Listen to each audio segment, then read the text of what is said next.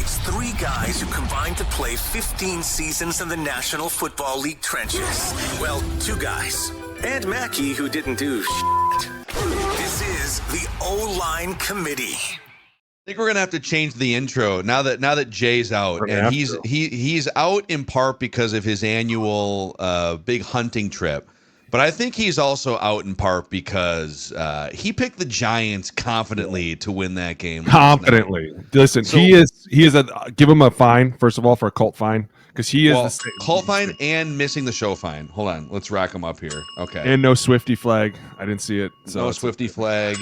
God, I love digging. Oh, dude. I love it. That's a lot of So money. we're going to change the intro. It's two guys who would never pick the Giants to beat the Chiefs on Sunday Night Football, and one guy who did. It's the O-Line Committee. Dude, love that captor for sure. He is all about Daboll. Like, no matter what Daboll does, he's like, oh my God, Daboll's the greatest. And like, I get it. He is, at one point, was the man, right, with Josh Allen. But whatever's going on right now with Russ, shoot it before it multiplies. If you like, and here's, I'll let you get into it. I guess this is our first mic, okay? Because hold on. Before we get into the first mic, okay. I do want to shout out. We've got some amazing partners on the show this year, so I do want to shout a couple out here real quick because there is a big Minnesota contingent of our audience too, and we look out for you guys, including with the upcoming Viking Fest.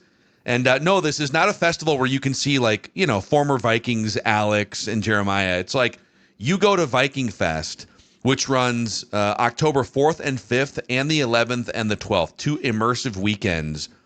You get to see a bold celebration of Viking heritage, Norse mythology, and all things actual Vikings. A historical Viking encampment, Viking combat, and live weapons demonstrations. And I'm not talking about Justin Jefferson here. These are like actual bearded Vikings. Over 5 stages of music, comedy, and theater. Viking-inspired food and drink. An artisan marketplace. Viking Fest, Minnesota, at the Dakota County Fairgrounds for 2 epic weekends, October 4th and 5th, and October 11th and 12th. Learn more and get tickets at vikingfest.com. That's vikingfest.com, where every game ends 48-10. It's going to be great. Also, I'll hit you with one. The Minnesota Lottery, the Vikings scratch game ticket. So usually I would say that even if the Vikings don't win, you can win with the Vikings. Well, how about if you both win on the same day? You could both win 48-10. It'll be great. So this could be your day to win with the Vikings scratch game ticket. Every time you play, you have a chance at $100,000. Great second chance prizes like cash and Viking season tickets. And highly encourage that you do your little celebration dance like the Vikings do after their defensive touchdown. So say I'm in and play the new Viking scratch game. And yes, I will ding myself for multiple homer fines here. The new Viking scratch game from Minnesota Lottery must be 18 or older to play. Yeah. Okay. Let's do the Giants Chiefs thing here. Throw out your mic and let's just get into that. All right, listen.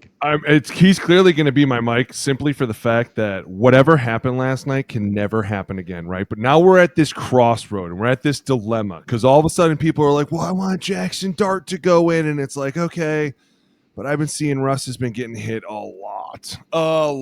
Like, don't get me wrong. Russ, we thought last week, we were like, man, what this game was is bringing him back, right? Like we all said it. This is going to put Jaxson Dart into next year. And the Dallas game was so exciting, and oh my gosh, can you imagine if this is the rest of the year? It's not. It is absolutely not. And for the record, Dallas's defense is just that bad. Okay, we're going to get into them later, but oh man, I know that's the problem. Is by week 3, everything's starting to shake itself out, right? Like everyone's like, okay, well, who's the best in the league? Okay, well, we're pretty sure we know who that is, right? These guys don't lose no matter what. At the same time, these are our middle tier teams that we're like, okay, I like it. It's feisty. Poke it a little bit. It'll fight back. And then there's the garbage that sits at the bottom. And I call them that because you get paid a lot of money to do jack shit. Okay. At some point, Russell Wilson has to do something. You're like a legend, dude. And that's my hardest problem. You guys don't sympathize with what I have to go through. I used to watch this dude torch my defense. I mean, I had a POV view that was like unreal, unlike anything you've ever seen. I used to sit on a knee and be like, I'm going to watch the damn show. Why? Because it was exhilarating. Now I want to gag. I want to throw up everywhere and be like, what is, oh my God. Weren't you teammates with him for a minute there At too? one point I was, dude. And he was, and you know what else I'm sick of? I'm sick of the bullshit after the game. Well, you gotta say what kind of a player you are. Dude, we know what you're doing. You're pissing everybody off, and this defense is going to fuck you up in a minute. Like, I'm not kidding you. They're going to find you in a corner and pistol whip you. This has got to stop. And I see Daboll on the sidelines, and he's like, he's thinking the same thing I'm thinking. Did he just throw it at the crossbar? Dude, what happened? The game was, I'm trying to remember, there was that sequence in the red 500. Zone. And I think they were still kind of within range. If they score a touchdown, it's not fully over yet. No, it's over. And he, at one point, he like checked at the line of scrimmage. I think it was first or second down from the 12 or the 14. Mm-hmm. And he checks to like a quarterback draw, stumbles forward, falls over 3 yards. And then there was 3 other pass plays in there where he got called for grounding on one because he just threw it into the tunnel. He's throwing it away. It's like, bro, you're in the pocket. That's grounding. I think it went grounding, back it up, and then quarterback draw. Super weird. And they're panning to the crowd. And people in the crowd are like, what? I'm like 6 beers deep right now, but what am I watching? They showed a lady that looked so depressed. She was literally like, just take me home, Hank. I don't want to. They showed 2 like brothers that were like, oh God, this is what we're going to bring our kids to. Dude, they showed Daboll and he was like, oh my God, this is how I get fired. This is how it happens. And I see Daboll's dilemma because at one point you're like, hey man, this has to end, right? Like, we can't keep just throwing this ball nowhere and expecting to be a competitive team. Because what happened in the first half was awesome, right? You go in at halftime, and I'm like, oh, shit, Jay might be right. Jay's got a really good chance right now. But at the same time, you're like, dude, but this offense hasn't done what they did last week, and that's what started to scare me. And then you talk about the second half, the Chiefs were just like, whoop, magic wand. No, that's not who we are. And they were almost thinking the same thing. We can't walk out of here with an L because Clark will kill us all. Could you imagine what Hunt would have done on that plane ride home? Like, you are 0-3. Matter of fact, where's the Greyhound buses? They can drive home. Like, it would have been horrible. And then on top of it, you got Andy Reid going at it with freaking Kelsey on the side. Dude, they show them fighting, right? And I'm like, oh man, here we are again, right? And then Andy bumps him, and I was like, oh my God. Yeah, it was because I saw him. It was Andy that initiated contact, right? Andy bumped Kelsey, right? But the best part is, it looks dysfunctional, but then like Andy does, it was the coming out of the half or whatever it was. Like he does the next between quarters interview, and the sideline reporter kind of was like, some of your star players are getting feisty on the sidelines. And he goes, it's fine. Everything we're good. He's basically like, yeah, I like it. It's great. We're fired up. We're trying to win. So real quick, back to the Giants for a second. Their offense, and maybe this is a ray of hope for them because they could only find Malik Neighbors twice, but the only ray of sunshine I would say is they might have found something in Cam Scadaboo. Oh my! Fourth round pick out of Arizona State. That dude. So he touched the ball 16 times for 121 yards. He's awesome. Scored the touchdown. He's out there. He's out there just like shaking off a concussion after every play. It feels like trying to figure out if the marbles were all there. So I mean, if at this point, if it's Cam Scadaboo and you need someone that can get the ball to Malik Neighbors, and Russell Wilson tried a couple times, because Giants fans right now and probably people in that locker room are like, just make the switch to Jaxson Dart and let's see what happens. But dude, the problem is when you look at the Giants schedule now. All right, so you've got Jim Harbaugh's defense. Chargers are next. The Saints, okay, in a couple weeks. But then it's like Eagles, Broncos, 49ers, Packers, Lions. You got these. It's a gauntlet schedule for them. So I don't know. Do you just make the quarterback switch and see what happens? It might be your only shot to save your job if you're Brian Daboll at this point. I mean, here's the problem that I have, and I don't know if this is true information, but I did hear somewhere that so far they've been sacked the most. I think someone was saying that since Daboll's been taken over, right? Like they've endured some of the most pressure. And at some point you're like, do you really want a rookie to go through with all that? Or in your mind, do you go, this kid's going to change all that? Because there was an interesting play in the game. And it was the one where, did you remember the one? And it was kind of like the read option where Russ held it, Tracy went by, and then Russ kept it and he kept going to the outside. Yeah. At first, looks completely open, and you're like, okay, this works, right? Out of nowhere, Karlaftis catches him, and you're like, where the hell did that guy come from, right? Like Russ didn't even go anywhere. And then all of a sudden, I'm thinking back to earlier in the game, and I'm like, man, remember when Jaxson Dart came in earlier? And they bring him in, a couple times every now in the game, and it's a lot of that like wildcat. What are we going to do? Running the ball. Are we going to? You know what it kind of reminds me of? A little Taysom Hill. What are we going to do? Are we going to run? Are we going to pass? I think they've ran it every time he's out there, but eventually they're going to play action off of it, right? And it's going to be a big home run, and everyone's going to go crazy. But that's where I start to go like, it could go one of two ways. He could continue to get pressured, and this could just be a dumpster fire, or this kid could be the difference that you thought he would be, right? And at some point you have to go, our asses are on the line here, dude. And Russ is burning hot right now, like burning us hot. Sheehan, you have nothing to look at. The owners are looking down like, hey, man, it's getting really dark out here. I don't know what's going to save you next, right? Like, I think you almost have to. And I'm hoping that he's the Jaxson Dart that I think he is. Because in the preseason, he looked really good, right? Like at times you're like, oh, this okay, I like this kid a lot. You need something because this defense isn't going to take much more until they explode on the offense. And then you have inner turmoil. That's a huge problem because then the coach definitely gets fired, right? Because you can't control the team. And that you don't want that ever. That's a bad label to have.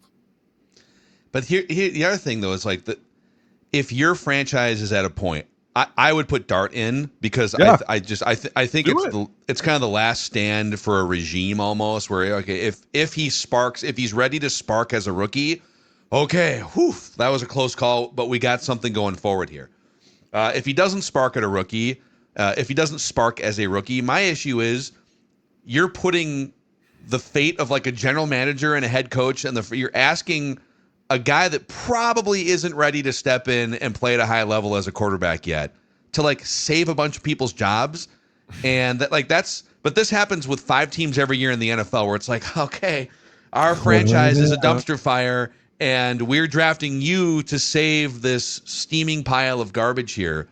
And it's just putting him in an unfair spot. I mean, the Giants. No, it's not. Whether it's like he's not ready to. You're telling me that he's ready to like jump in here and go beat the Eagles?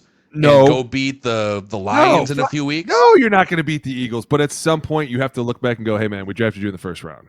So we could have drafted somebody else, but we didn't. We had enough faith in you. You need to come out here." And Mackey, it can't get any worse.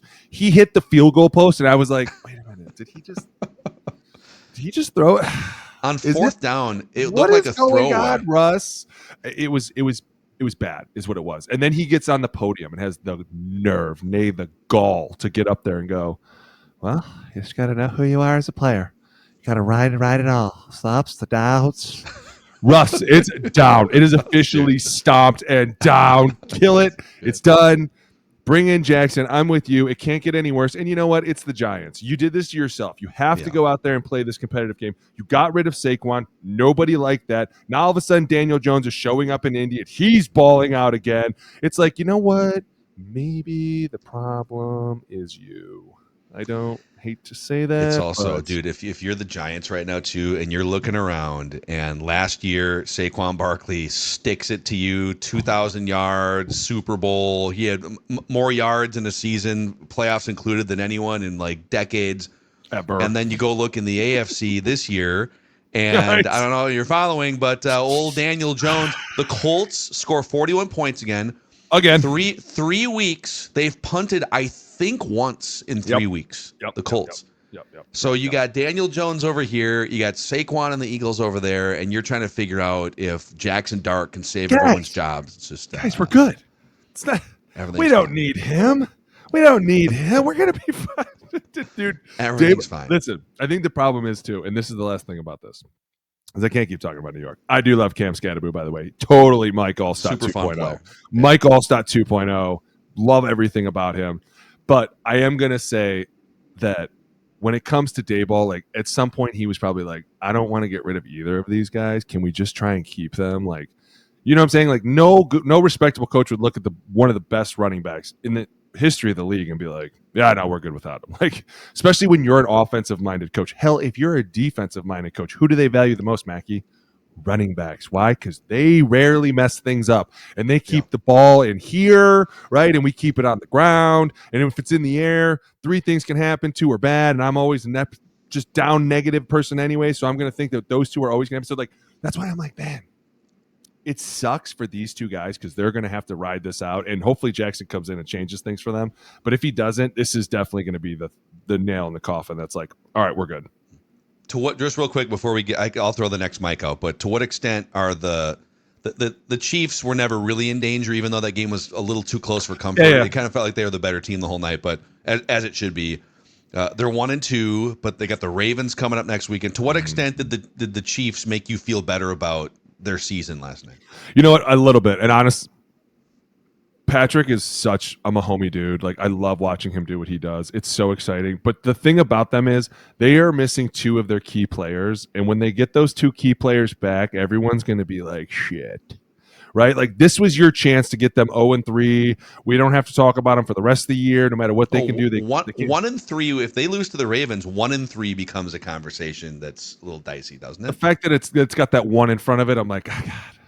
They, you know what? Like, it still could do some things. Like, it just, you can't ever put 15 out until they come out and they're like, they did not make the playoffs officially. You're like, all right, then they're done in my book. But until then, and that's why, because they still have 2 players that they're missing. And you look at what that defense did. My God, like, dude, they're studs out there, and they're gaining themselves, and it's insane, dude. And I get that the offense is struggling. Wait to see what happens in 3-4 weeks when these 2 players come back and they start assimilating. And it's going to be interesting to be like, okay, now they're really going to be scary again with these guys. And that's a lot of reason why they're probably frustrated, because they can't take the top off of defense. And they're like, oh my God, everything's just so squished in here, right? And it's like, where is our guy that goes that way all day? Like, he's coming. And when he does, we'll all be sorry again. Yeah, it's been 3 years of underneath, and to their credit, they've been to 2 Super Bowls in those 3 years. We'll see what happens now. But okay, new mic. Come on, get it. Your turn. All right, do it. The Chicago Bears are my mic here. They beat the Cowboys yesterday very badly. Ben Johnson's first win as an NFL head coach. Dialed up a little flea flicker, classic Ben Johnson, like a little trickeration. Third play of the game. We might have to do a little film breakdown of the Bears tomorrow. But so Caleb. Best statistical game of his career. I know you love statistics. 298 yards, 4 touchdowns, highest single game passer rating of his career. But I'm going to give you, Booney, since you love statistics so much, the 2 most important statistics from this Bears offensive masterclass, really, yesterday. Yeah. The first statistic is the number 0, which is the number of sacks Caleb Williams took yesterday. That's For the fair. first time in his career, he did not take a sack in an NFL football game.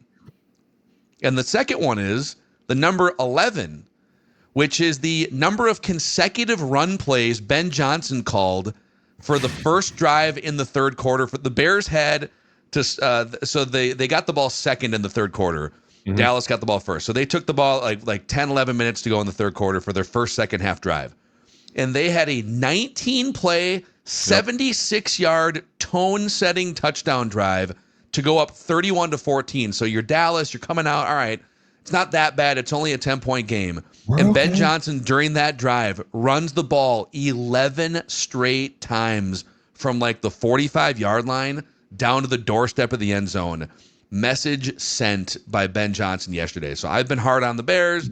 I've been hard on Ben Johnson. I think people have like skipped steps with the Bears. They think, oh, they hired the right coach and now they're going to like win the division over the Lions. And it's like, okay, how about beat the Cowboys at home and don't get sacked? Let's start there. Right. And then we can talk about whether you're going to win like 10 games. But I thought not taking a sack and then deciding to just run the ball through Dallas's soul in the third quarter were positive signs for the Bears. They're 1-2, right? Yes. Let's just win 2 games in a row, and then we'll talk about what football looks like, right? Like, we're not even going to get into like, I don't even consider these guys like contenders, okay? Because I told you earlier, and we're probably going to get in a lot of trouble, by the way. For those that don't know, Jay's not here. This is where we get in a lot of trouble, but this is one of the things probably getting me in trouble. The Dallas is as bad as I think we thought they were. And so now all of a sudden I'm looking at this and I'm like, okay, well, if Dallas is at the very, very bottom, then Chicago's somewhere up here. Let's see. Philly's way up here. Bills are even a little bit higher. Like, what are we even talking about at this point? Do I think it's great that they didn't give up a sack? Sure. I think it's awesome. I think it's awesome that they got this win. I think it's great that Caleb is coming back. He's got 4 touchdowns. Like, one of the cool things I think was on that 19-play drive at the 4th down that they went for it. And they were like, you know what? Yeah. It's been 19 plays. What could go so wrong? Like, dude, they started with like the beginning of the 3rd, and they didn't give the ball up until like the beginning of the 4th. And it was like, man, nothing beats a great defense than a good offense, right? Like, if your offense is out there for the entire quarter, what could really go wrong? And that really was a tone-setting drive for them. But I think it's funny because Ben Johnson is just so off the walls. The minute it was like literally the 2nd drive, he came out with a flea flicker. I was like, "This is great." And then, dude, I think it was DeAndre Swift was the running back, and he kind of got bumped as he turned around, and the ball. Did you see the ball like popped up in the air? It looked like a punt. Yeah, it was terrible. I was like, "Oh my god!" They even messed up the flea flicker. But my point was like, are we that desperate this early? Are we going crazy already that we're throwing a flea flicker in the first quarter? I get what's going on. I love the Roma Dunze. I think he's a phenomenal player. Swift, he's quick. I love him. Cole Kmet in the middle. Luther Burden, man. Luther Burden's the one that caught the flea flicker. Showing up, like, he's going to be their speed demon, right? He's the guy that takes the top off the defense, and if they can come together, it's exciting to watch. Do I think they're going to do a lot? I think that the Lions tonight have a big test, and that's why Kansas City could fall into a good trap, is that if the Lions beat the piss out of the Ravens enough that they go into next week going, oh man, we're just really beat up and sore, right? We have one less extra day, and I think that game's in Kansas City, right? I think it's in Kansas City.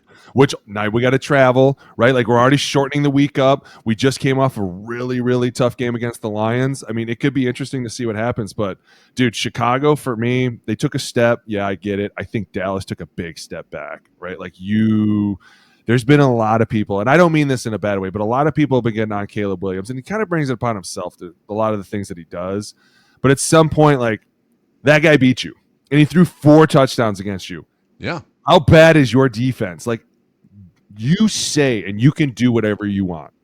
You say that this Micah Parsons thing was all your great plan for these Marish picks, but I'm looking at this like, wow, you have really started to waste things. Like, you lose CD early in the game, which was a huge loss, right? Like, he's one of their biggest pieces on offense, which is going to be interesting to see what happens because they need him more than anything. But, dude, when you talk about this team was probably like the way that they're running with Javonte Williams, I was like, oh, this dude's going to hurt people. Like, he runs through dudes, and I love it. I'm here for it. Finally, Dallas is back to running. And then you talk about CDs having a hell of a year. Yeah, he's got a couple drops, but those are drops that we were like, dude, those are kind of excused. Like, the one he was completely like parallel to the ground.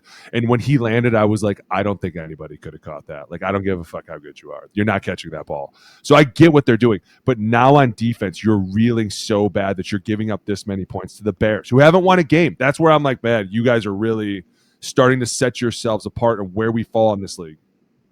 Dallas on the season, and the Bears are the only defense that's given up more yards per play than Dallas. So you had a defensive battle yesterday, apparently. But I know you're a stats and a math guy, Booney. Dallas is giving up almost 7 yards per play on the season. So all right, you get 4 downs to get 10 yards. They're giving up 30. 7 yards per play on yeah.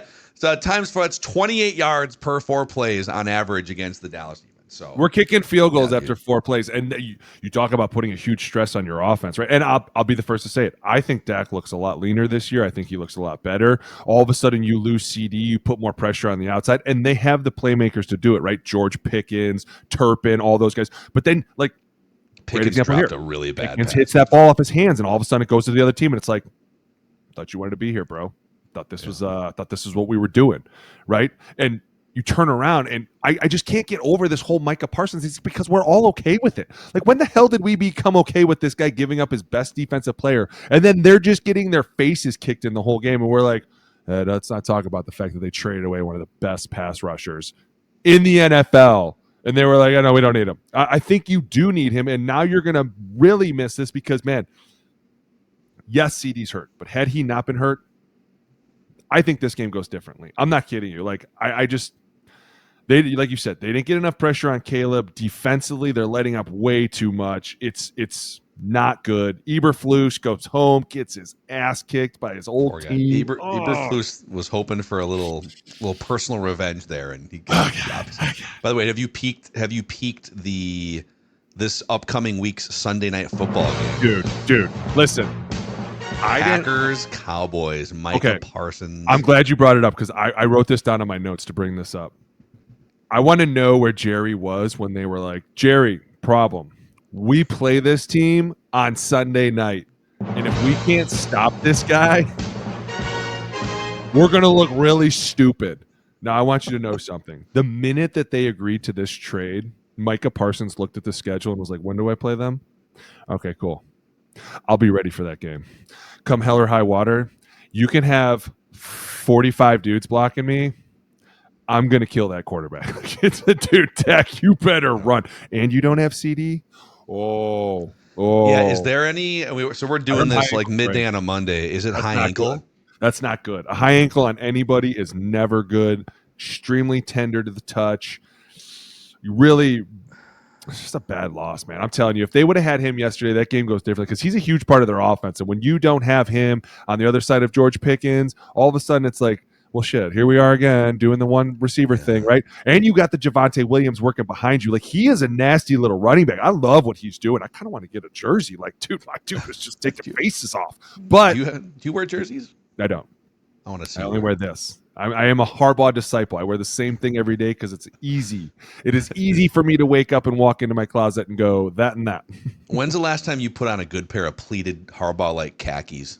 Listen, like the beige khakis. I'm telling you right now, I will never wear khaki pants unless I am coaching with Jim Harbaugh and he says that I have to put khakis on. That is the only time you will ever see me in khakis. I promise. I need to see you. Here's what we're going to do. Instead of the next time there's a Chargers-related steak and a beer bet, I want to sub steak and a beer out for khakis and cleats. It's a khakis and cleats bet. All right. And if you lose the Chargers related bet, I don't know, and we got the whole season to figure out what that bet could be. But we'd have to find you some pleated, not like stylish khakis, form fitting. We're talking like puffy ass pleated nerdy khakis and some cleats. And I will totally do it. Be playing catch in the parking lot. I will totally do it. I'll wear the gloves. I'll do the whole damn thing. I am a love thy captor fine for sure. I will take him one today later for sure. I'm kidding. Exactly. And I mean, listen, Bears, good. I'm happy for you. You won a game. I think, by the way, the end of the game, that guy could get me to run through a brick wall. I don't even know what he said. Oh, Ben Johnson? I was just like, in the locker room thing? Yeah. He was like, on me, on three. I was like, okay, me too. I saw someone transcribed it. What did he say? It was like it was something about like it was like take your best, make it better or something. It's like clearly a catchphrase that he's been using because the team knew what it was too. Oh yeah, for sure. Hold on, Ben Johnson. Let me search here. Ben Johnson locker room best. Let's see if I can get a quick little. Yeah, I would say they were pretty bought into whatever he was doing there, right? Oh, they're about it. Good, better, best. I'll find it. I'll find it before the end of the show here. I'm gonna have to pass. There's on a bunch that of clips. One, You can find the clips all over Twitter or whatever. Give us a new mic here. I'll give you. Listen, on this mic, we're gonna have to find an offensive lineman. Okay, Walker. You make stupid comments like my team could go undefeated. You can't stop us. You will. I don't see a team out here that could stop us. And then you let the Cleveland Browns. And listen, I'm from Cleveland. Okay, I'm allowed to say this. I am from this damn city. When they blew up Municipal Stadium, we went down there and stole rubble. Kidding me? How in the hell could your Green Bay Packers lose that game? I think you're making the same mistake that the Packers did, the Packers fans, media. Here's the problem, dude. I'm glad you brought this game up because on one hand, like clearly the Packers are a better team than the Browns. The way the Packers came out of the gate and just like immediately 2 really impressive wins. That's awesome. But what happens is we watching like NFL football games and schedules, we look at these games in advance and say, oh, Packers and Browns. Oh, you just like instantly pick the Packers without any second thought. This isn't college where like 2 weeks ago, Penn State's playing Villanova, or like this last weekend, I don't know if you saw like Texas was playing Sam Houston State, and Arch Manning like flexed on some Sam Houston defensive back, stepped over him in the end zone. This is the National Football League, dude. There are 32 teams, best players in the world, and the worst teams are drafting the best young players because they're drafting 1st through 5th every single year. So even the worst teams in the NFL, Cleveland's one of them on paper. Let's go through it. So Cleveland, let's just walk over Cleveland. Cleveland has one of the greatest defensive players in the history of the league in Myles Garrett. Dude. They do have a quarterback, granted he's 40 years old, but who has won a Super Bowl before. Easy. And they have a head coach who's a 2-time NFL Coach of the Year recipient within the last 5 or 6 years. Their defense is also allowing like 3.5 yards of play, opposite of Dallas's defense. They can still play defense. And yet we like look past all of those things and just say like, oh, this is a bye week for the Packers, basically. And guess who hears that all week? Cleveland. Browns. So you've been in those locker rooms before. Even like you haven't been on that many bad teams, but like the bad teams still have a ton of awesome players that went to Ohio State and Penn State and Alabama, etc. So I think the Browns taught the Packers and any of us in the fan groups or media a hard, valuable lesson about life in the NFL, that there are no pseudo bye weeks. Those teams are talented regardless. Mackey, I'm going to say 2 names with the word VS in between, and you're going to go, you're right. You ready? Micah Parsons versus Joe Flacco. Now, you tell me who wins that battle. And I'm looking at this offensive line they're pretty depleted, and that's why I was like, I don't really care what they do. This should not go any other way than Green Bay's. Like, I think when we were talking about this, we were like, Green Bay's going to schmo them. And now all of a sudden I, number one, agree a little bit with you. The Browns heard it all week. They were like, oh, this game's over. They're probably looking past this game to the next Lions game or wherever it is. And eventually the Browns were like, okay, but you know who heard it the most? Because I was watching highlights of this dude. Myles Garrett. Dude, at one point they had 3 guys blocking him. 3. They had 3. 3. I don't know what to say other than everybody. It's funny because like they showed the highlight. There's 3 guys off to the left blocking him, and the entire right side of the line's getting collapsed in by the 3 other guys. And it's like, well, that's what's going to happen when you put everybody on one guy. And you wonder why they're so good on defense. You don't have to. Like, yeah, I get it. I don't want the guy to be doing 100 miles an hour down Strongsville either. I mean, come on, dude. I got family back there too, right? But at some point, he's incredible. You watch him go through tackle after chip, after tight end, after like running back. I mean, phenomenal player. And then he puts pressure on this quarterback all by himself through 3 guys. And then you turn around and the other 3 guys are just showing up and destroying people. But not only that, but their secondary's playing well in Cleveland, and they were locking them down the entire game. But I think, and this is another thing where I might get in trouble, but I think this kind of like solidifies to me a little bit that maybe Green Bay is not the team that I thought they were. You know what I'm saying? That's a fair conversation. Yeah. Just because I look at other games around the league this week, and you look at like the Buccaneers game. They were like, yeah, we're not about to lose this game. I don't give a shit what anyone says, right? Like, we're going to do whatever we got to do to win. Like, there's teams out there that have people on it that are like, I don't give a shit who you are. We're not losing this game because I'm going to get cussed out in ways that I've never been cussed out. And you better believe Green Bay's getting it right now. Like, they're getting it in so many different variations of like, are we being for real right now? We got 3 guys taking care of 1 guy and nobody else can do their job. And it's like, dude, at some point that puts a lot of pressure on people. And they're doing the shuffle of the O-line around too, not having Zach Tom, who that's a huge loss. Poor guy, man. Huge loss, right? Like, not having him. It's the same thing the Vikings without Darisaw. We went over that film. Like, it's like they're just not the same unit, right? It's like who went the opposite in my mind was the Chargers, right? We thought when they lost Rashawn, we were like, oh, man, they're going to go way down. But they didn't. They've kind of been okay so far. We'll get to them later about what the pressure this week was. But, man, Cleveland putting that much pressure on Jordan Love with 1 guy was like, holy shit, this guy's a one-man wrecking crew.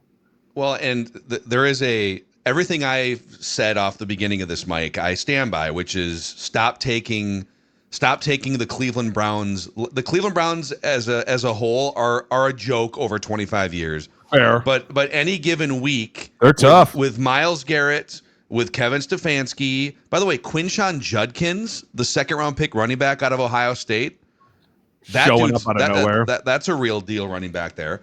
So I stand by all that, but also the Packers, even despite this loss, like the Packers, they're a good team. They're going to go win like 11, 12 games. They might win the division still. I don't think this loss prevents them from still having a really good season and still being a fringe Super Bowl contender. But my issue is when there's 3 minutes to go in this game and you're still up 10-3. All right, it's an ugly game.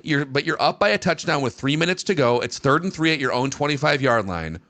And Jordan Love, we're going to put it in your hands to throw the ball, convert a first down. And you throw a terrible interception that almost gets house called the other way back. In that spot, your defense, which has been really good with Micah Parsons against a 40-year-old Joe Flacco, if you punt, you win. Right? Like if you punt the ball, they haven't driven down all day. If you just make them drive from their own 30 or 25-yard line, you win. They have to score a touchdown on you in 3 minutes, 40-year-old quarterback against Micah Parsons. So Jordan Love, your job in that spot, number one priority is do not throw an interception. You don't even need the first down. Like getting a first down ends the game. But so if Packer fans are, we were combing through for Purple Daily whenever the Packers lose or the Bears. So we'll do Packer Vent Line on Monday afterwards on Purple Daily, where we're just combing through like sad Packer media, and you literally people are like questioning Jordan Love. There was one guy that was like, bring Mike McCarthy back. What's he doing? But if there is a legitimate question, it's the roster is pretty damn good when healthy. Is your quarterback ready to guide this thing to a Super Bowl level? And yesterday, that play on 3rd down is a fat no. You got the whole rest of the season to iron it out. But that was a fat no from Jordan Love. Well, and it's like you said, like in the pressure moments, you want your quarterback to show up, not throw an interception the other way that cost us the game later, right? Like those are the things that you look around the league. Another example would be Philly, right? Like they're like, we are not going to be denied. We know what we need to do. This didn't look great, but we're going to figure this shit out. And at some point, it's like, Jordan, are you going to dude, it's the Browns. And I'm from Cleveland. Okay, I'm the biggest Brownies fan in the world. But you're letting one guy really just wreck this entire game instead of like going up to the O-line and grabbing a couple dudes by the face mask. Like, listen, that dude touches me one more time, I swear to God, I'm gonna put my hands on you in the middle of this commercial break. Right? Like, there's ways to handle it, but I just don't feel like they ever really have that on their offense. And maybe it's because I feel like Jordan Love is a little soft at times, and I don't see him getting in people's faces, and I don't see him throwing those darts, and he's in there like, let's do this, right? Like, it's always like calm and cool, and that's not the vibe this team needs from him. They need more. And man, I'm not kidding. To go into Cleveland and lose that game, I was like, all right, I had them higher than I you know how I felt about that Thursday night game, right? Like I picked Washington and they ended up getting smoked. And at some point I was like, did Washington even show up off the bus? What the hell is this? Right. And I was like, all right, Green Bay's looking really good. And then you turn around and do this and it's like, okay, well, let's pump the brakes a little bit. Maybe they're not as good as we thought they were, right? Like that's why as the weeks start to happen more and more, you're like, okay, everyone's starting to tear themselves off even more and more and more. Now, you're right. I don't think that this will deter them from going to the playoffs, but I do think this puts a little skepticism in my mind to be like, do I think they could win the big one? I don't know. I just saw this dude under a little bit of pressure. Bad things happened. Like we couldn't do anything the entire game. Once again, where's the rock fight? You throw a rock at me, I'll throw a rock at you. It's like, it's the Browns, dude. If that's Philly, I get it. And also, like you've given away the head start from the first 2 weeks. If you're the Packers and you're looking over at how bad the Vikings were the first 2 weeks, especially getting smoked by the Falcons on Sunday Night Football, and the Lions, you beat the Lions in week 1, and the Lions' schedule is really tough coming out of the gate. And you kind of like gave away all the leverage you had in the standings the first couple weeks with that loss yesterday too. So, for sure. We have more mics to come here, but real quick, a shout out to mybookie.ag. So if you're looking to make football viewing a little more interesting, maybe make some money off of your strong football opinions, MyBookie makes it very easy to get in on the action. NFL, college ball, super contest, survivor pools, all the spreads, player props, in-game lines you could even think about in your head.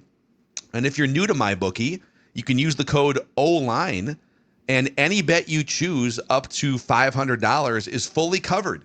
That's the code OLINE at mybookie.ag, and any bet you choose up to $500 is fully covered. So make your play. If it doesn't hit, you get it right back when you opt in using your bet back bonus token. Football's back, so make some money with MyBookie. Also, for the 2025 season here, O-Line Committee is excited to partner with FVP Auto Parts and Menards this football season. So if you're looking to keep your car, your truck, your SUV running better and longer, stay tuned. From FVP, multi-system additive safely and effectively cleans internal fuel and oil system components, helping your gasoline or diesel engine run cleaner and more efficiently. They can't help your inefficient offense, but they can help your car, truck, or SUV. FVP Stay Tuned will clean carburetors and fuel injectors and remove carbon, gum, and varnish deposits. So head to Menards today and stock up on Stay Tuned from FVP, because performance matters on the road and beyond. By the way, Menards, 15 states have Menards. Most of the upper Midwest, Jeremiah country in Nebraska, Boone and Phil country up here in Minnesota, even Boone's old stomping grounds, Ohio. You can find Menards and FVP. Stay tuned. Hey, just to put a bow on that whole Packers thing, another thing was, it was a sloppy game. There's a lot of penalties. I think it was I went and looked. It was 22 penalties. And it's like, listen, if we're going to be a good team, we can't fall into the trap of looking like shit against shitty teams, right? Like, we have to be better than them and let them just penalize themselves so that we stand above it. And they didn't. And that's one of the things that's like, listen, Jordan, you need to grab a hold of this offense. I feel like more. I know the O-line's doing the swirly swirl thing, but at times you have to figure that out. And you can't let one guy ruin a game. So I think, and two, you put a lot of stuff on film, right? Instantly now the next team's like, ooh, let's just do some of these twists, see what happens, right? Pandora's box. Shit. Jody used to come in and be like, you don't know. You don't know what's going to happen this week. You're like, God damn it. Let's do come on, do it. All right, let's do the Eagles. Let's do the Eagles as a mic here, okay? Dude, this was such a great game. Tell me it wasn't. It was. What a comeback. Dude, the Eagles. So here's my favorite thing about that game yesterday. Mm-hmm. The Eagles are so good that they only really need to bust their passing game out for special occasions. The Eagles' passing game is like the bottle of expensive champagne. It's like the bottle of Dom Perignon sitting at the very top of your cupboard. Is this one of those passing nights? We're going to actually like unleash the passing game. The Eagles, dude, are 19-1 over their last 20 games, including playoffs. In those games, Jalen Hurts has only had to throw 30 or more passes twice. Yesterday, and then there was a Steelers win last December where he threw 30 passes. But it's like they're so good at just playing defense and running the ball and winning the trenches game. But like once every 9 games, a team gets out in front of them or takes lead, and they're like, "Oh, I guess sorry, AJ, put the self-help book down. Come on over here, dude. Buckle up. We need you." Hey, so he winds up for a $109 and a touchdown. Devontae Smith with a touchdown, and the passing game leads him back down by 19. Blocking the field goals, just ridiculous. All right, number one, because I'm probably going to forget to say this. So I got to say this up front.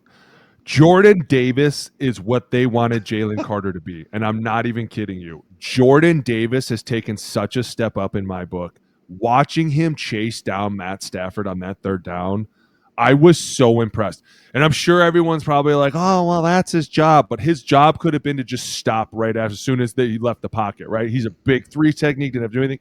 Chases this guy down, forces the punt, which ends up giving them the ball back, and then they go down and score. Then he blocks a field goal. Doesn't just block it, though. Blocks it and runs it all the way back for a touchdown. Like, this is exactly what they wanted Jalen Carter to be when they drafted him. They were like, this is going to be what he's going to do.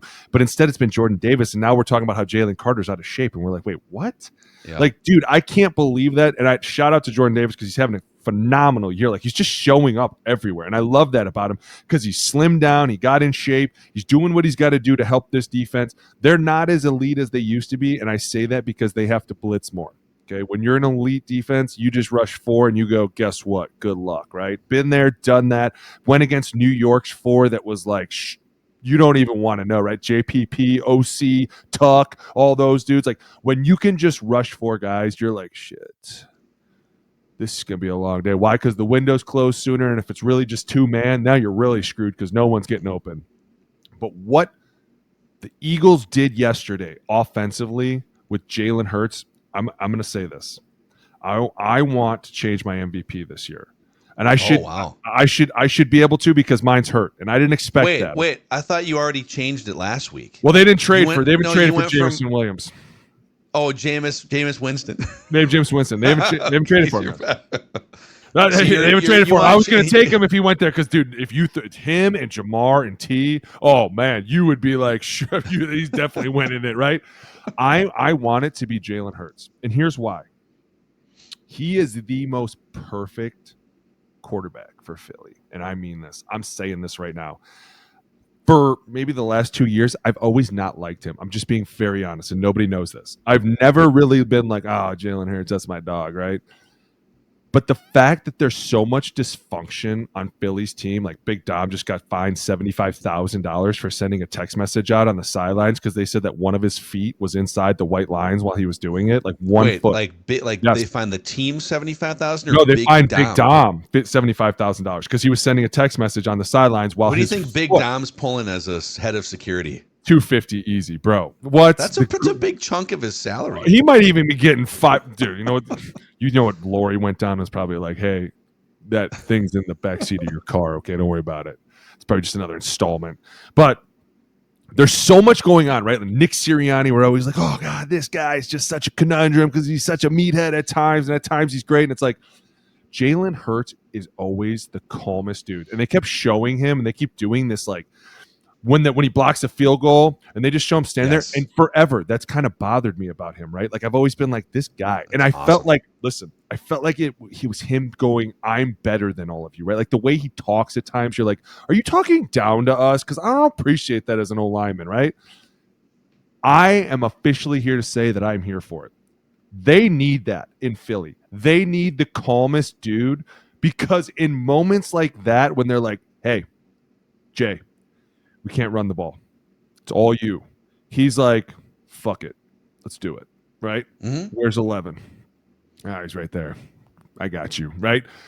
A.J. Brown at the same time is the biggest dog. He reminds me of such Anquan vibes.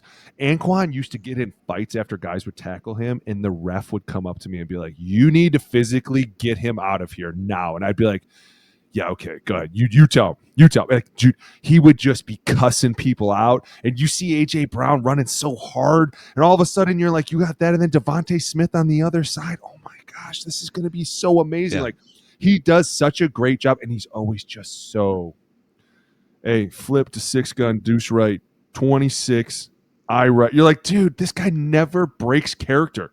And I love it.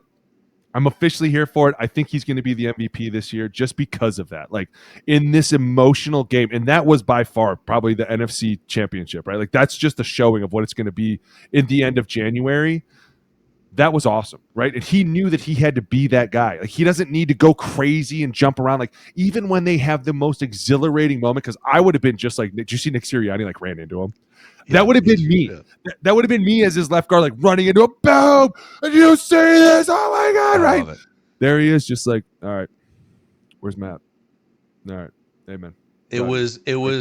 I saw the same side by side clips you did, and it was. If you haven't seen it, because you're right, like it's this kind of shocking. The game's on the line. Oh my God, we blocked it, and on top of it, we're going back the other way. People are going crazy. Sidelines going crazy, and your quarterback's heart rate has barely gone up 5 beats per minute. He's flat as everyone's, and so when you have an organization where the head coach is kind of a maniac, you've got big personalities and some drama even among the players and on the sideline. From a fan and media perspective, it's probably the most like wound up, aggressive, just high expectations, everything.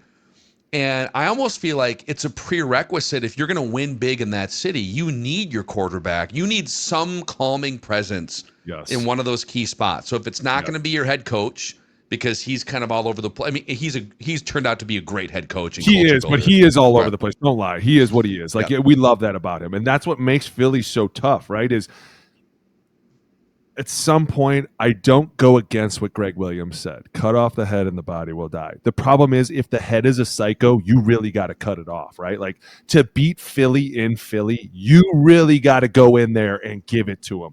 And it's hard to do when the quarterback is never phased. Like, dude, he took some serious hits in that game too. Like, there's times where I'm watching the replay and I'm like, is this dude blind in the pocket? Can he not see this guy running from the right side of the offensive line right into him? Boom, just try, and gets up and he's like, all right, well, that sucked. I won't do that again, right? Like, at times, I guess I always just thought it was like, man, this guy really just thinks he's like the bee's fucking knees, and he's not. And now I'm looking at it going, boy, he really is. And he has the greatest demeanor for a city that needs the calmest dude at the helm, right? You said it. Coach is all over the place. We got craziness happening. Our number 1 D tackle's out of shape, but our number 2 D tackle's showing up everywhere. Our running back's not really doing what he's supposed to be doing. Our offensive line's kind of in and out. We're getting hurt all over the place. Like, you need somebody, especially for that fan base, right? Because they probably ride the roller coaster more than anyone. Yeah. Just to be like, hey, shut up. We're fine. Like, I bet I've never heard him even yell. Now that I think about all of his interviews, because he always just sits there and he like takes in the question and he sits there and he'll be like, well, I think that's a great question. Yeah. Yeah. And I'm like, he's very meditative. He is. He's just a very stoic. He's like, and now I love it, playing football or something. It's crazy because you can go from 1 minute being like, does this guy think he's better than us, to like, I totally get the vibes now and I am for it. I am here for it. I think you're going to win the MVP. I hope you do, because that game was awesome. Like, Matt Stafford, that offense, they got it. To talk about them for a minute, like, they are. Yeah, we should. Kerryon Williams was all over the field. Blake Corum, I get the 1-2 punch. Puka Nacua, Devontae Adams. By the way, you got away with that push off, don't you? Bit dare of a push start. off. Bit of a push don't off. Don't you dare, because I'm watching it. And I go, I start freaking out because I obviously I picked Philly to win. Did you guys pick the Rams, by the way? I had the Rams, and when they were up, I think by Jay 19 did too. points, I was victory lapping in my. I wasn't. I was literally Jalen Hurts. I was like, are we worried? We're in Philly. Have you not played? It's you just. know what though? But on the Rams front, dude, like I'm glad you They're brought good. it to that part. This is now the second time in 9 months or whatever where they've gone into that stadium. And in one case, they were the ones trailing, and they had the ball ready. They were about to win that game and bounce the Eagles from the playoffs. It was close. Mm-hmm. And then they blow the 3 touchdown lead yesterday. So just 2 devastating losses to that team. But I come away from that game thinking more of the Rams than I did 24 hours ago. And the Rams with Stafford and McVay, one of the great head coaches. You're right about the 1-2 punch at running back. Oh, it's awesome. Devontae Adams. They lost that game, but they went up in terms of, I think, where they stand in the NFL pecking order. That is, sure. You can take that team on the road and they can beat anybody in the NFL. Dude, Stafford's tough. D-line was destroying Hurts at times. Like, I'm not kidding you. He took a sack one time, and I was like, he must be blind. Like, maybe he's blind in his right eye. Maybe he didn't see the 295-pound defensive end coming right at his face and just obliterate him. Like, they're a really good team, and this is what I expected to see, right? 2 teams all the way down to the wire, and all of a sudden at the end of it, you're just playing 2 off coverage. The coverage was just 2 off, and they ran an out route, and they threw a touchdown. That's where I'm like, wow. One of the best teams in the NFL right now just got beat on an out route. That's insane to me. Like, but I guess it had to happen to someone, right? And who better than Jalen Hurts, who just showed up and was like, all right, we can't run the ball, then I guess I'll just do some of this back here. And it worked. Yeah, man. I know. That was a wild game. Wild. All right, let's do at least a couple more mics. We got tomorrow to talk about some stuff that we didn't get to today, so we got plenty more line committee. Give me another mic. All right, listen. This is this guy. You give him the ball. Give him the ball any time left. Hell, it could be 30 seconds. That could be 15 seconds. Baker Mayfield. Yes, let's talk about what he's done. Now, hear me out, everybody, because I'm the biggest Baker fan in the world. Everyone knows that, right? I am so in his back pocket. You can hit me with a cult fine because I'm obsessed with him right now. I love him Baker. for sure. Oh, for Harbaugh sure, cult. dude. How many cults are you in? The Baker I'm cult? in a lot. I'm drinking a Harbaugh lot of cult? Kool-Aid. I'm drinking a lot of Kool-Aid. But when You're in the Jalen Hurts cult too. It's 3 cults. dude, I'm in a lot of cults. I am off the Jordan Love cult for the record. Okay. Not that I was ever on it, but I will say this: when he came in after the game, and they were like, "Man, what a great game!" and he was like, "That defensive coordinator cut me." I was like, dude, shit. I love that. Shit. You know what's funny though, because he was kind of doing the same stuff with the media his first couple years in Cleveland. Oh yeah, and when he was 22 or 23. It felt and probably was cringe. I've gone 180 on him. When he was with Cleveland, kind of pulling that stuff, picking fights with like media, Rex Ryan and stuff. He picked it with Mary and Kay Cowherd. That wasn't Mary cool, Kay Cabot, longtime legendary NFL reporter. It's like, dude, you got to figure out how to play in the league before you start like fighting with the media. And it always really bothered me. But now that he has figured out how to play in the league, it's almost like the same stuff that he was doing 5 or 6 years ago. Now it like adds to his legend and to his attitude and his leadership. Yeah, the quote was from ESPN here. Jenna Lane from ESPN asked him about the significance of securing the victory for Todd Bowles against his former team, the Jets, who fired him. And everyone wrote him off because it must have been his fault. No, Todd Bowles can coach. Baker said, I loved it. And also their D coordinator, Steve Wilkes, by the way, was the one that cut me in Carolina. A lot of stuff was personal today. And he shouts out his teammate, which I love, Hassan Reddick, former Jet. A lot of personal stuff in that game. Dude. I know. He's like the LeBron of football. Like, I feel like I need to go and look who they're playing next week and be like, do any of you know Baker? Have any of you said anything bad about him? Like, dude, you need to.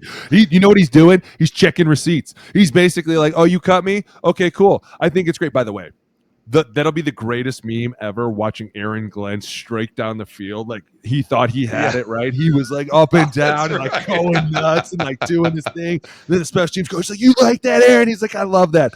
Baker was like, hey, y'all, hold my beer, right? Hold my beer.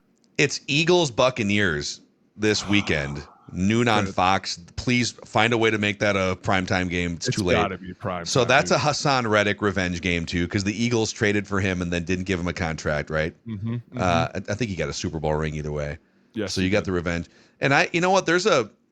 I touched on this actually with Judd on our Purple Daily NFL takes earlier today. But dude, week 3 in the NFL was a great referendum on just being patient with quarterbacks. So just yesterday alone, you had 4 former first-round pick quarterbacks that were deemed busts or worthless by the team that drafted them because either they were impatient or, they just developed in the wrong way. All thrive. You have Baker Mayfield, who's, I think, just easily one of the 10 best quarterbacks in the league. And if we were to go back and I don't remember where he ranked in the clutch rankings, but he was I think around 10. He was definitely top 10. Yeah, if you need a drive and you're down, and listen, man, he might throw a pick, but like that dude, and he hasn't thrown one yet this year. He hasn't. He led the league last year, has not thrown one. Yes. But you also you got Sam Darnold cast aside, now thriving in Seattle, who's a really good team. Mac Jones dialed up he's banged up. He's dialing up a game-winning drive with the Niners. Daniel Jones. There's like this new market for talented quarterbacks that weren't given enough time or teams got sick of them, and now they come back around for like 25 cents on the dollar, and now you get Baker Mayfield for $30 million a year for half the price of Tua, half the price of Jordan Love, and I get a better quarterback. Dak. It's crazy. I agree. And he's another guy, right? Like, he'll do it any way he has to do it. Just give him the ball with 10 seconds left, and he'll either run it down the field and you'll have to physically take him down to the ground and like spear him to death. But the problem is, like, the minute you do that, he gets up talking shit. And you're like, Jesus Christ. Like, remember last week when he took that hit and he was down, and even my heart sank, and I was like, oh my God, Baker's down. Oh my God. Right? And then that dude must have said something over him, because he popped up so fast and was like, the fuck you just said to me? And I was like, oh, this guy's the man.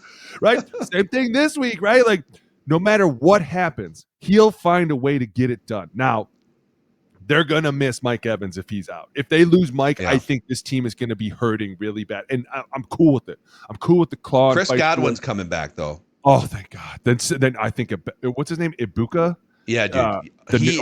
Bro. He's a stud.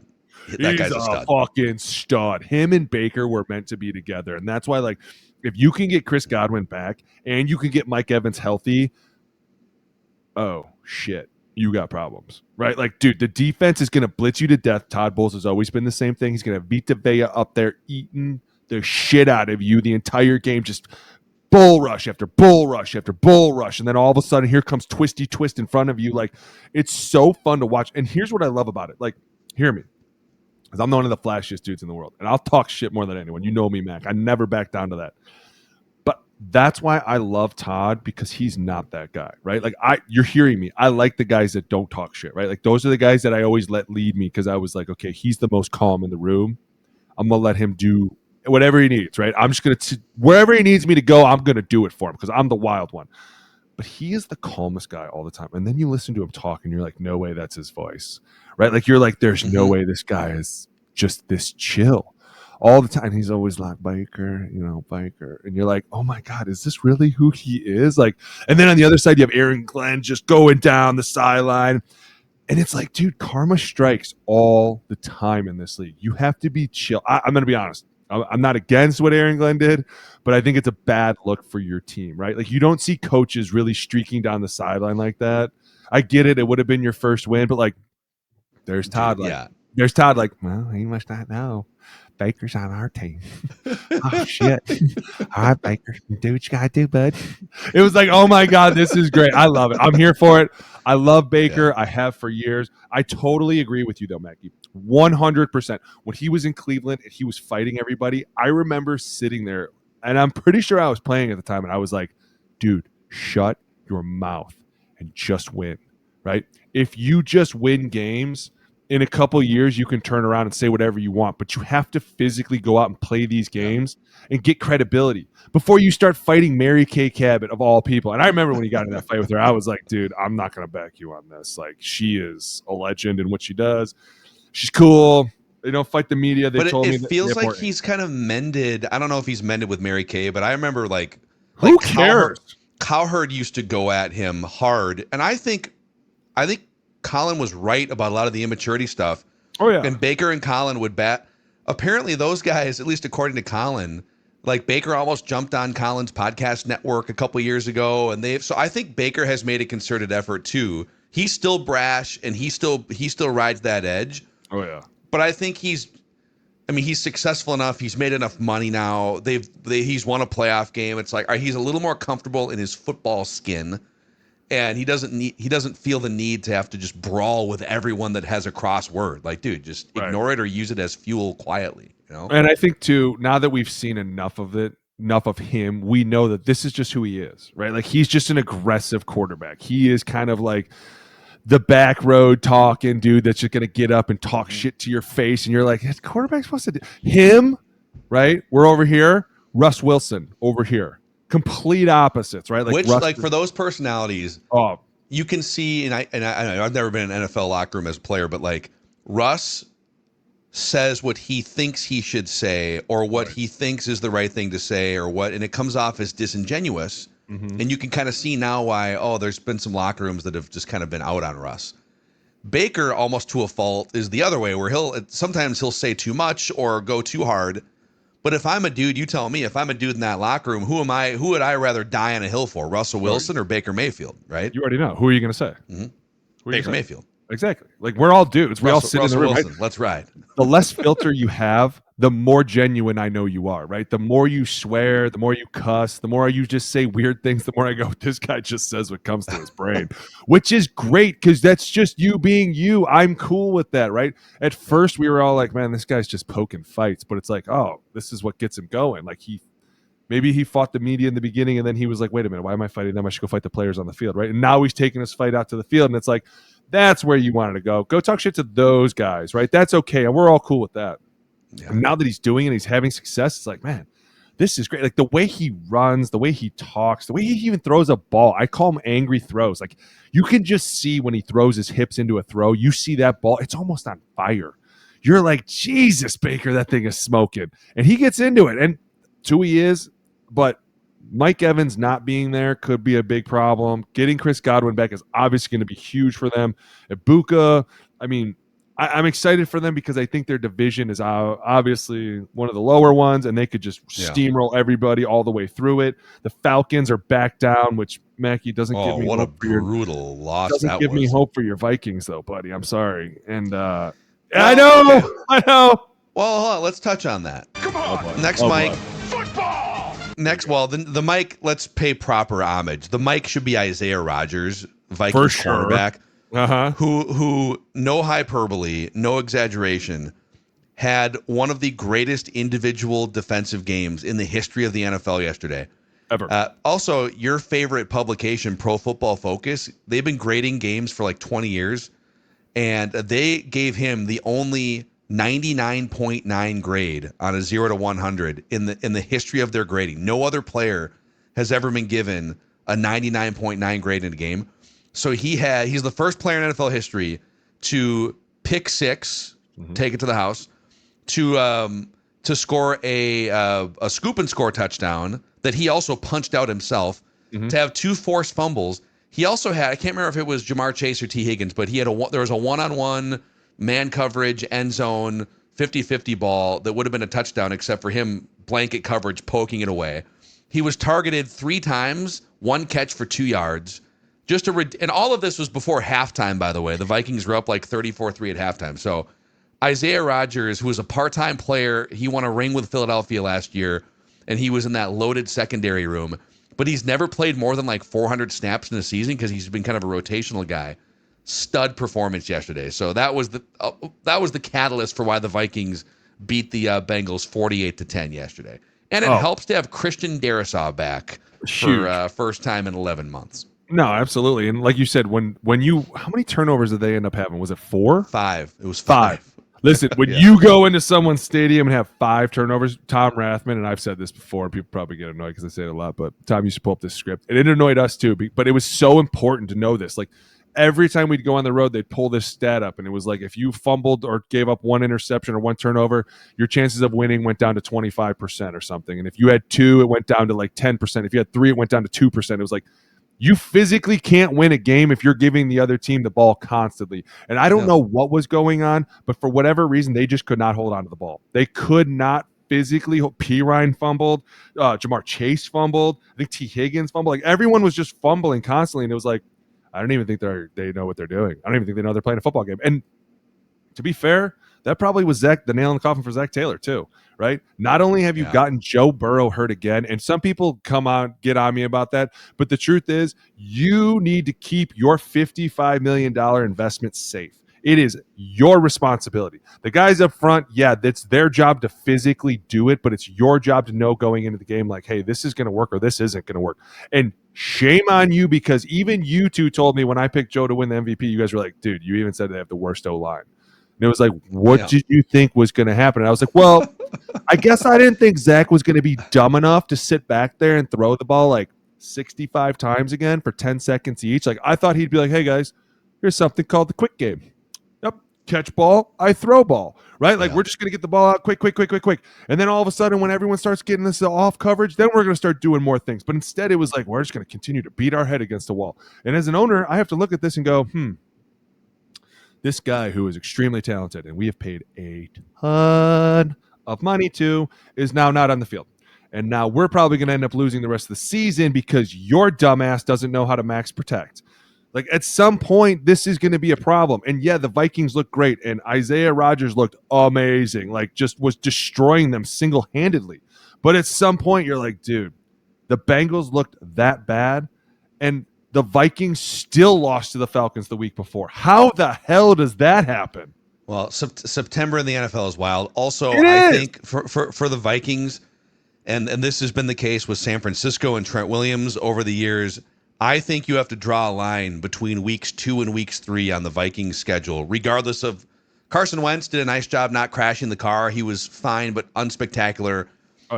Defense and running game were the driving forces for the Vikings winning yesterday. But I think you have to draw a line between weeks 2 and weeks 3. Christian Darrisaw playing for the first time in 11 months back from the injury. You've got the B, C, D before Christian Darrisaw. and the ACD after Christian Darrisaw. And it just, dude, and I'm excited. We're going to break down film for Purple Daily, you and I, this week on the Trenches episode. But, I mean, you said it last week that all these offensive line problems and even like passing game quarterback problems, a lot of them just get fixed by going from the worst left tackle situation in the league the first 2 weeks to Christian Darrisaw. Right. And by the way, so Jordan Mason, who is a stud. I know he's been a part-time backup running back, but like that dude breaking tackles. So in that game last night or yesterday, he carried the ball only 16 times, but for like 120 some yards. Jordan Mason running to the left. So running to the left, either outside Christian Darrisaw or between Christian Darrisaw and Donovan Jackson. 11 rushes to the left, 86 yards. Yeah. So they averaged 8 yards a carry, handing it to Jordan Mason over Christian Darrisaw and Donovan Jackson. So that's the formula that I know Kevin O'Connell's been a passing game guru and a quarterback whisperer, but the Vikings blueprint for if they can get to 10, 11, 12 wins, it won't be because of an aerial attack, Booney. I think it'll be defense number one with Brian Flores, leaning into your running game with Jordan Mason and that offensive line, and then passing as like a complementary when you need to do it, you deploy the passing game. Well, it doesn't have to be so. I mean, that sounds so murky. Like, well, we're only going to pass it when we have to. And it's like, dude, we have some phenomenal players out here, right? Like, no offense, but JJ might be one of the best wide receivers in the NFL. And by the way, we're getting Jordan Addison back, this week? Yep. Jalen Naylor. Like, there's so many guys out here that I'm like, man, this could be a real problem. And I'm not saying that Carson Wentz is the be-all, end-all answer, because I'm actually got God, this could be trouble. But if Jordan Mason can continue doing what he's doing, then guess what opens up? The play action, right? And I kind of want to have a conversation with this guy, and I'm going to find out if I can get a hold of him because we were teammates. And I'm going to see if he can come on the show. But Greg Olson was talking on his broadcast about how, like, people always talk about how the run game opens the pass game. He's like, that's bullshit. It's like, it's not, though, because it takes off a lot of pressure off the quarterback. If I don't have to stand back here 65 times a game, the defense doesn't get to pin their ears back, right? Yeah. If I can line up in a normal formation and still throw the ball, and they're in a base defense because they think we're going to run the ball, that's the run game affecting the pass game. I'm not sure where everyone's been, but we sat in a lot of meetings, right? A lot of extra meetings as O-linemen, and we would have to understand a defense to be like, how are they going to attack us? Well, we're a run-first team, so they're going to probably come up the middle a lot, so we have to shore up the middle a lot. Like, instantly, it was like, okay, us being a good run team, this is how it affects us offensively. And all of a sudden it was like, hey, because we're a run team, teams are going to try and cram things in the middle. So we're going to try play action a lot. And we're just going to wad up the middle with two running backs. And here comes our big playmakers on the outside. And it was like, oh, that's great. That's actually kind of stupid and easy. So they're going to think we're running the ball, but we're really passing it. What? You serious? Yeah. God You mean they're going to leave a big fatty out there that has no idea how to pass rush me? Well, okay, here we go. Like, that's why I'm like, man, this team could be really good. They have great playmakers on the outside. You get Christian Darrisaw back, and now the team looks completely different, like I thought they would. You don't say. You're losing one of the top 3 left tackles in the NFL, and you're like, what's wrong with the offense? Yeah. It is funny. It's like people, no, you're literally, he's one of the most important positions, one of the best players. Yeah, in the league. Like, did you not think it was going to get better? What did I say last week? I was like, man, we're nervous. I wasn't really nervous for JJ because we saw a lot of the problems were the offensive line, right? Like at one point they ran a fake power and nobody pulled, and it was like, well, if we don't pull and the running back doesn't go over there, who's going to block the $20 million defensive end? Oh, the quarterback will. I forgot, right? Now all of a sudden, don't mind me, Darrisaw comes back, and you know what happens in that huddle? He looks down the line like, yeah, I'm back, bitches. Say something. And by the way, anyone touches this dude, they're going to answer to me. And not only that, but one of the sacks, I think 2 of the sacks actually last week were twists off the left side, right? Now, all of a sudden, are we worried about twists as much? Probably not, because Darrisaw is probably like, hey, I've been here before. I know what this is. And by the way, all I have to do is one hand touch this dude, and he's going to fly off the screen, right? Like, I'm one of the best at doing it. Donovan, just send him over to me, and I'll take care of everything else, right? Like, instantly now Donovan's like, all right, now I can breathe a sigh of relief. And I know we have a new center in there, and I'm a big fan of Michael Juergens. I recruited him to come to the gym a long time ago, but that's not as bad. right? When you have a new center and a new left tackle, now we're like, oh God, now we got problems. But when we're like, hey, listen, let's just shore up the middle. We'll send our big 2 guards in there to help out. Our tackles are going to be fine. Instantly, the whole game plan changes. Oh, and hey, by the way, we'll just give it to Jordan Mason. Yep. Oh my gosh. Like instantly I feel more excited about this team, but I still get nervous because it's like, man, you guys lost to the Falcons. Shit.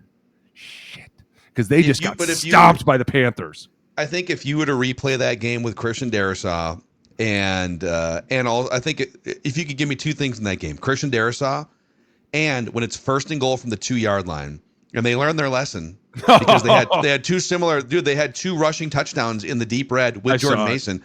One of them. So Jay came on the day before you and I broke down the film. Jay came on Purple Daily for his monthly crossover, and he said some of the same things, which is like, you guys just you made all these plans to lean into the run game more in these situations. Why are you doing a fake pitch over here? So what would you do 1st and goal from the 2-yard line or the 5-yard line going forward if you were the coach? He said, I would run duo 4 times. And if they stop it 4 times, then you tip your cap and you give them the ball at the 2-yard line to go 98 yards. And sure enough, one of those rushing touchdowns was it was Juergens and it was Donovan Jackson. Mm-hmm. And I'm going to use some of your vernacular. Tell me if I'm getting this right. And they deuce to the A, and then Jackson peels up the other direction to hit the B, the linebacker. Wide open hole, A gap, touchdown, Jordan Mason. I'm not thinking ace. I'm deuce. I'm thinking more ace. Sorry. Okay, but it was like a double team on the I guess the defensive tackle. Yep. And then Donovan Jackson peels up to the linebacker. Boom, wide open hole, touchdown, Jordan Mason. How not easy. Fake pitch. Just run the ball. When you get inside the 5-yard line, just run the ball and preferably run it left of center so that you can lean on Donovan Jackson and Christian Darrisaw. Absolutely. And so I'm with you on this 100%. But the problem is, can they continue to do it? And we talked about it last week too. Like a lot of it was like, God, they need to run the ball more. And then you go back and look at the stats and you're like, they ran the ball 50% of the time. And I haven't looked at the stats for this week yet. I don't have to look at it right now. But I wonder did they run the ball more than they passed it? Is passing it still in their DNA? They did. By the way, you're talking about the Vikings like run pass ratio. They did. They rushed it more. Yeah. Finally. Dude, they're 5th in the league. 5th in the league in run percentage through 3 weeks. Well, they also need to get over 60 reps in a game. And that's another problem is like when you're watching the game, you're like, man, there's just not a lot of opportunities. It's because they don't have a lot of plays on offense. But I mean, this is probably one of the first times in a long time that they have more run plays, significantly more run plays than pass plays. But it's going to be what their DNA is going forward, right? Like it's going to be who they want to be because it makes life so much easier. Ask Seattle, right? Ask the Colts. Ask the teams that are running the ball effectively. They're like, yeah, their quarterbacks are smoking the ball down the field right now because play action is everywhere. And it's fun to watch. It opens up a lot of seams. And we have the receivers that want to get downfield, right? Like those guys want big plays. And damn it, give them the ball. Okay? Killing me. I know. All right. Give me one more. Oh, wait a second. Oh, no. New mic. Do it. What's up, crew? From a deer stand in the mountains. Hey, not in a deer stand. Hey, can we ding him real quick? Because something about the Giants on Sunday night. I woke up this morning. I didn't find out until like 20 minutes ago. Oh, you didn't see that he threw at the field goal post until 20 minutes ago? Because we've been talking about it for the last 6 hours. The whole world's been talking about what the hell happened to Russell Wilson. He's Russell Wilson. I mean, it's the same thing that happened to him, let's see, in Denver. It's the same thing that happened to him in, Pittsburgh. Mm-hmm. I mean, searching Twitter, it wasn't good. I'll say this for you. We actually started the show with a big discussion about that game. Mm-hmm. And if there is a silver lining from that game, Cam Scadaboo is a dude. I know you weren't watching, but Cam Scadaboo, and he's just a fun player, but they gave him the ball 12 times, and he had 120 yards or something. Oh yeah, all over the place. So you got a little and starting running back may have broken his arm. So there's gonna be a lot more Cam Scadaboo. Yeah, that's going not forward. Good. That's not good. So, dude, what's going on? Are you have you hunted anything yet in the last? Yeah, we went up. Yeah, we went up last night and then went up this morning. Had some good bugles there this morning. Dad ran into a bear last night. And then I ran into, there's a couple moose running around the property. So went face to face with a couple. I had a moose walk by me like 15 yards. I had no idea it was there. It's pretty cool. Wow. But yeah, so just going to go up again here in a couple hours and keep bugling after him and try and get an elk. Let's go, dude. Let's go. Did you run? Which bear did you run into? Was it Ben Johnson or was it Caleb Williams? Oh, yeah, hold on. Did they win? Yes, they dominated. They destroyed the Cowboys, and I mean, Jay, we talked about it, and you missed it because I saw that, and then I saw your text that said the Packers lost to the Browns. Dude, I'm in like no man's land, and then all of a sudden I come back and I'm like, hold on, the Vikings defense scored 14 points. Carson Wentz is that guy, which we predicted. The Packers are losing to the Browns. The Bears are losing to Dallas. What the hell is happening? Yeah, listen, wild. Carson Wentz might not be that guy. He's adequate, but dude, the Browns winning was insane. First of all, the left tackle for Green Bay came out and said that they were going to go undefeated last week. And so he was like, I don't see anybody in this league that's going to beat us. I'm not even kidding you, Jay. I'm not even kidding you. That. Immediate loss to the Browns. Bad idea. That Just did not age well. Loss. Your boy, Russell Wilson, threw the ball more at the field goal post than he did at the players. And so he's probably going to be done for a long time, which is okay. Hey, that Jaxson Dart season, baby. You got to save this. We're thinking it's probably going to be the same thing. I'm trying to think of what else was. Oh, did you want the Rams to win, or did you say Philly was going to win? I took the Rams last night. Before I went out of service, the Rams were winning. They were up by like 19. Got you on that one too. Yeah, they were lining up. They were lining up for a game. Lost. Yeah, dude. They were lining up for a game. Then they were trailing at the end. They were lining up for a game-winning like 42-yard field goal. Jordan blocked. Davis. Jordan Boom. Davis runs a 4.2 40 back the other way with Jalen Hurts. Football. Not even one wince of emotion. Just watch the entire thing. Nick Sirianni's running down the side, runs into him, just watching the whole thing, and just walks over, shakes Matt Stafford's hand, walks off the field. Dude, I'm telling you right now, dude's going to win the MVP. Just watch out. Oh, and I'm about to take a cult fine right here. Did you hear about what happened with the Chargers? Go ahead. Yeah, they're them dudes. They're them dudes. Not your boy Carson Wentz. Your boy Carson Wentz is not that dude, but my Chargers are those dudes, even though they lost Najee. Did you see that? Oh, my God. It was terrible. He went to go run, and as soon as he planted back, Achilles snapped. Look at that. Look at that I know. view right there. My goodness. How about that view, man? Wow, look at that. That right. Oh, wow. I'm gonna take a fine here too, because what you're seeing is that is actually the field between Donovan Jackson and Christian Darrisaw for Jordan Mason to run through. Look at that. Wow. Nice to have your left tackle back. Yes, that always feels good. Did he play well? Oh yeah. Yeah, dude. It was I mean, like Carson Wentz didn't crash the car, but if you're looking for reasons why the Vikings won 48-10 yesterday, it was like Isaiah Rodgers had literally the greatest. He had the only ever 99.9 PFF score in the history of their company. Two touchdowns. He literally he was everywhere. They committed to the run, which when you have a lead, you should. That was nice. So nice. Hey, breaking news too, and this is not good for San Francisco, but Nick Bosa ACL. ACL. Oh, damn. ACL. That's a bummer. It's gonna hurt him. That's a big bummer. Yeah, but you know what? Good for Mac Jones keeping that car on the tracks. I like dude. Good for him. And I heard he almost got hurt. I thought my guy almost was going to get in. I woke up to I got some text when I fired up the internet. They're like, oh, might be Adrian Martinez time. Well, he was banged. Yeah, Mac was banged up. Came in and they wind up winning the game at the end. But it was wild. You missed a lot of good wild stuff yesterday. You sure have, dude. In the National Football League. And tonight we got Ravens Lions tonight. Oh my gosh, I can't wait. Oh, that's gonna be a good one. It's gonna be so exciting. But did you make Boone do the Z-Biotics read? That'll be tomorrow, I think. Tomorrow we'll throw that on his plate. Free alcohol, baby. Oh, let's go. Are you going to jump in at all the rest of the week, or is it kind of day by day? It'll be a day by day thing. Today I got down, had some breakfast, got cleaned up, and I was like, oh, I got some time. We got the things fired up. So send the link. I'll jump in if I can. But yeah, I got to watch. I watched most of the early games yesterday, and then kind of pulled in right as the late games were starting. So love it. What are we eating tonight? What's for dinner?